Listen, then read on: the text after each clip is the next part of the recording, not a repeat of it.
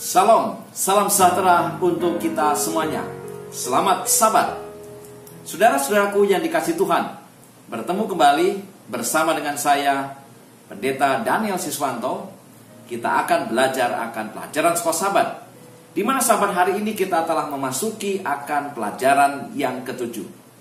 Namun sebelumnya, saya mengundang untuk kita tunduk kepala dan berdoa untuk memohon akan hikmat Tuhan agar kita memahami firman ini.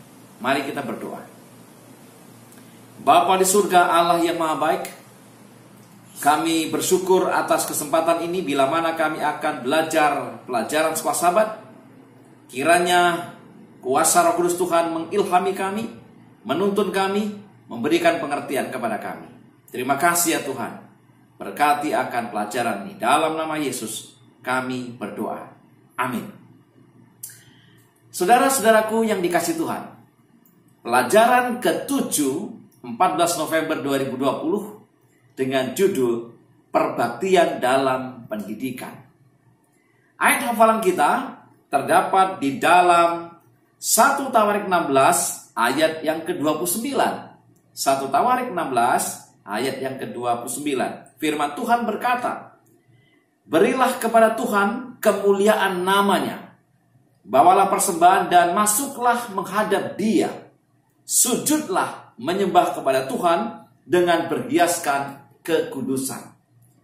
Saudara-saudaraku yang dikasihi Tuhan, di pelajaran hari Minggu dengan judul kita semua menyembah sesuatu, dikatakan bahwa ibadah adalah bagian dari umat manusia, bagian dari sifat alamiah manusia.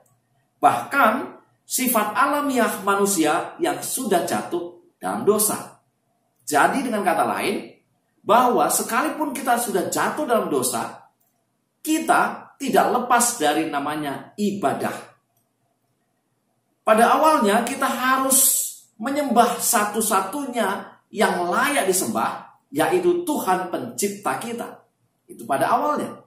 Tetapi sejak kejatuhan, semua ini telah berubah, bahkan sangat besar perubahannya. Beberapa praktek penyembahan, misalnya di Mesir kuno, orang menyembah Fir'aun. Di tempat lain, ada yang menyembah patung ikan, ada yang menyembah dewa-dewa dengan berbagai bentuk kepala, yang lain menyembah matahari, bulan, dan bintang-bintang. Saudara-saudaraku yang kasih Tuhan, sekarang ini, ya, praktek penyembahan manusia berupa uang, kekuatan, seks, diri sendiri, bintang film, politisi, atau apapun yang kita paling sukai yang menjadi fokus perhatian kita. Itu akan menjadi penyembahan-penyembahan yang kalau kita tidak sadari menjauhkan kita dari Tuhan. Dosa telah mengubah sifat bawaan kita. Ungkapan ibadah kita sekarang dapat mengarah kepada arah yang salah atau salah jalan. Kita mungkin saja dapat menyembah hal yang salah, atau kita bisa saja menyembah hal yang benar dengan cara yang salah. Kalau kita perhatikan di dalam pengalaman kehidupan Hanaya, Misael, dan Asaria, di dalam Daniel pasal 3, yang menolak menyembah patung yang didirikan oleh Nebukadnezar dan siap dengan segala konsekuensinya, ada beberapa hal yang perlu kita perhatikan karena ada pelajaran penting di sana. Pertama, betapa tingginya taruhan untuk berpegang pada penyembahan yang benar. Kedua, penyembahan atau peribadatan yang benar sangat penting, dan ini akan menjadi pusat masalah di hari-hari terakhir sebelum kedatangan Yesus yang kedua kali. Tercatat di dalam Wahyu pasal 13. Dan yang ketiga, pengalaman 3 teman Daniel ini dapat menginspirasi ketetapan hati orang-orang Kristen yang mengalami penganiayaan. Sebelum tiba di krisis akhir, Wahyu 14 ayat 6 sampai dengan 12 harus diberitahukan di seluruh dunia. Kenapa? Karena di Wahyu pasal 14 ayat 6 sampai 12 memanggil semua orang untuk kembali kepada penyembahan yang benar. Saat yang menentukan akan tiba dan nasib setiap orang akan ditentukan. Mengingat bahwa kita memiliki kebutuhan mendasar untuk beribadah dan bahwa dimensi roh manusia ini telah dipengaruhi oleh dosa dan bahwa ibadah dapat menjadi masalah hidup dan mati, maka pendidikan Advent haruslah berperan besar dalam menanamkan peribadatan yang benar sesuai dengan petunjuk kitab suci. Di pelajaran hari Senin dengan judul "Dan nyatakanlah mereka kepada anak-anak mereka." Apa yang dimaksud? Bapak Ibu yang dikasihi Tuhan, Mazmur adalah kumpulan puisi dan lirik lagu. Mazmur dalam bahasa Ibrani adalah Tehillim, yang berarti lagu-lagu pujian. Kitab Mazmur berperan dalam kehidupan keagamaan di zaman Israel kuno. Kitab ini sering dibacakan dan dinyanyikan dengan diiringi musik pada jam ibadah umum. Haruslah kita ingat bahwa ketika kita menyanyikan pujian untuk Tuhan, apapun yang sedang kita lakukan, kita sedang menyembah Tuhan. Apakah yang menjadi fokus perhatian kita, atau apakah pesan penting dari sejarah bangsa Israel yang dicatat di dalam Mazmur 78 ayat 1 sampai dengan 17? Saudara bisa baca lengkapnya di Alkitab saudara, ya. Mazmur 78 ayat 1 sampai dengan 17. Bahwa sejarah bangsa Israel kuno ditandai dengan berbagai pengajaran tentang kehidupan dan perbuatan-perbuatan ajaib yang Tuhan lakukan bagi bangsa Israel di depan mata mereka. Walaupun demikian, mereka terus berbuat dosa dengan memberontak terhadap Tuhan. Mereka juga memilih beribadah kepada Allah lain. Menarik ini saudara sekalian.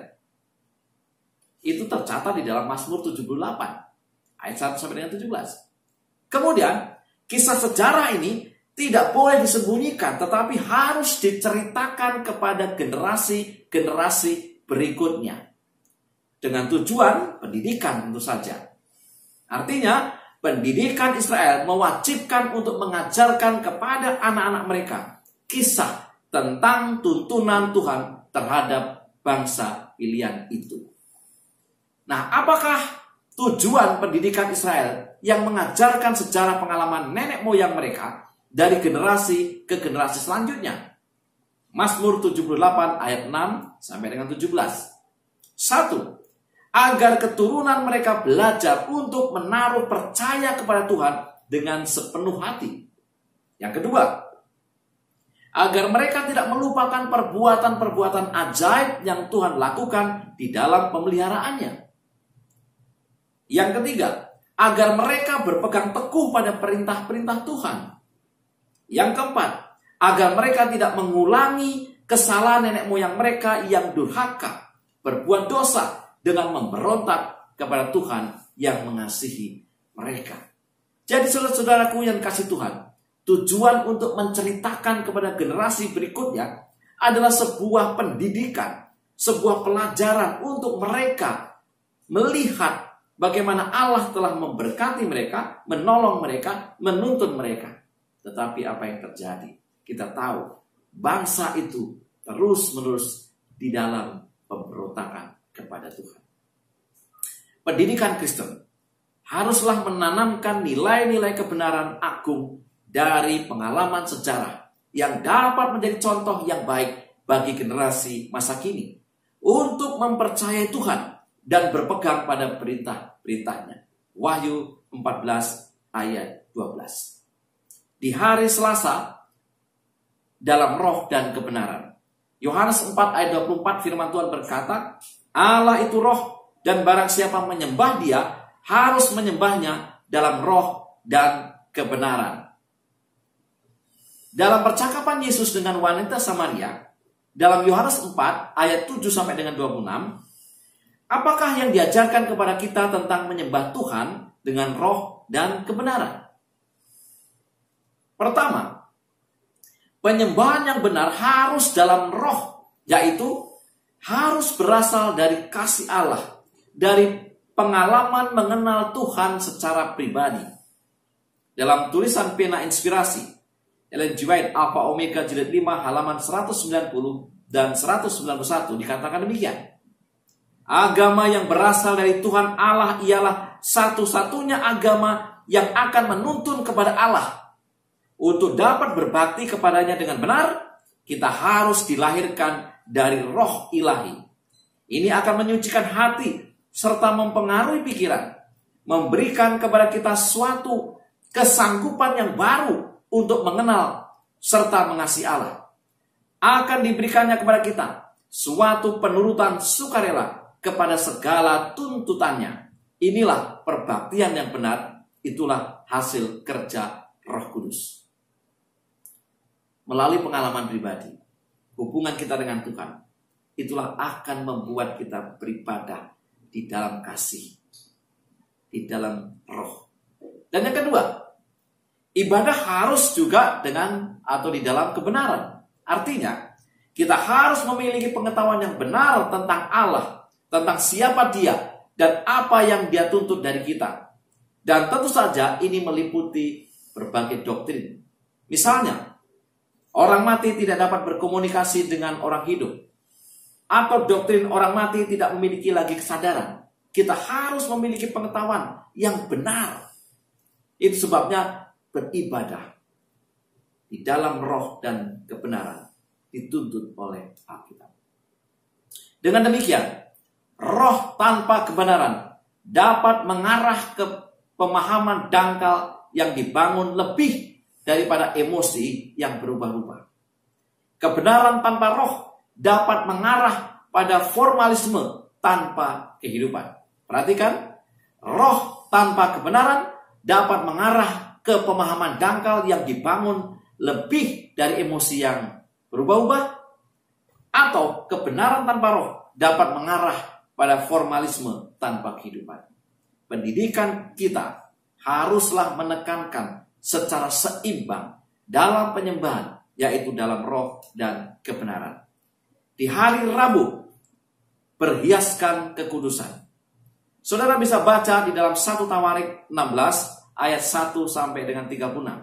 Bagaimanakah suasana penyembahan di dalam 1 Tawarik 16 ayat 1 sampai dengan 36 tersebut?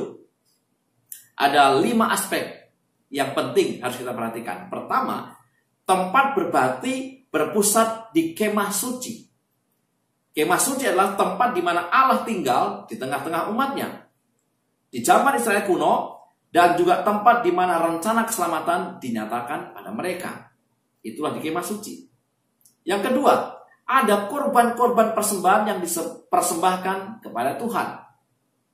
Yang ketiga, ada nyanyian ucapan syukur dan puji-pujian yang dipersembahkan oleh orang-orang Lewi yang menceritakan tentang kemahakuasaan Tuhan dan perbuatannya yang ajaib. Yang keempat, ada alat-alat musik yang dimainkan dengan harmonis oleh para imam. Yang kelima, ada ucapan berkat bagi umat disampaikan.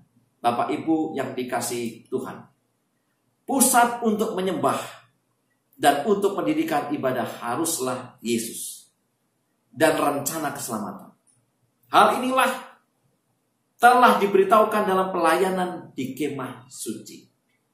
Haruslah kita ingat bahwa apapun yang telah dilakukan Allah bagi kita layak dipuji dan disembah. Namun demikian saudaraku, semuanya tidak akan ada artinya kalau tanpa harapan akan hidup yang kekal yang diberikan kepada kita melalui pengorbanan dan kematian Yesus di kayu salib. Di dalam 1 Tawarik 16 ayat 29 ada istilah sujud menyembah Tuhan dengan berhiaskan kekudusan. Apa artinya? Bahwa mereka yang datang menyembah Tuhan haruslah suci di dalam hati dan pikiran. Inilah yang memberi makna dan keindahan pemujaan mereka di hadapan Tuhan.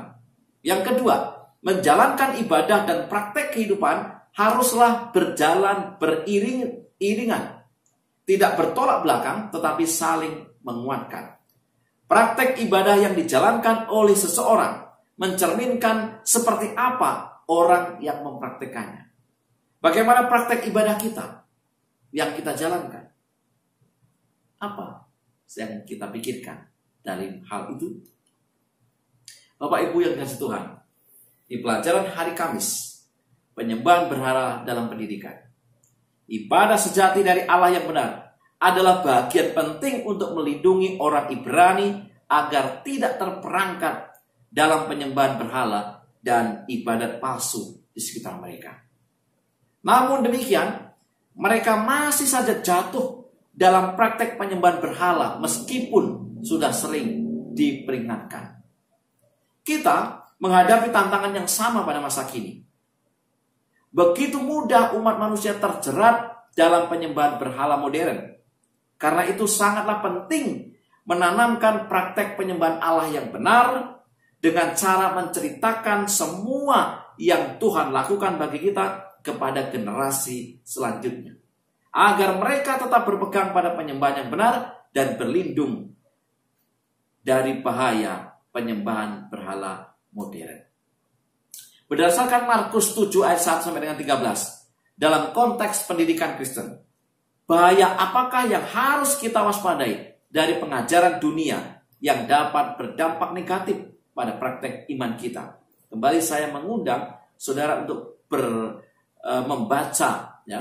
membaca Markus 7 ayat 1 sampai dengan 13 tersebut. Banyak disiplin ilmu yang dipelajari di sekolah masa kini bersumber dari gagasan intelektual besar yang didasarkan pada pandangan alam nyata, namun bertentangan dengan Alkitab.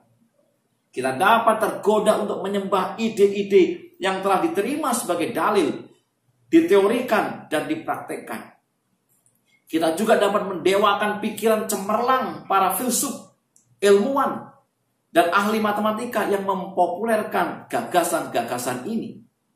Bahayanya, ide-ide dari ilmuwan yang diajarkan dan diyakini benar dimasukkan ke dalam pendidikan Kristen dengan cara mengkompromikan iman.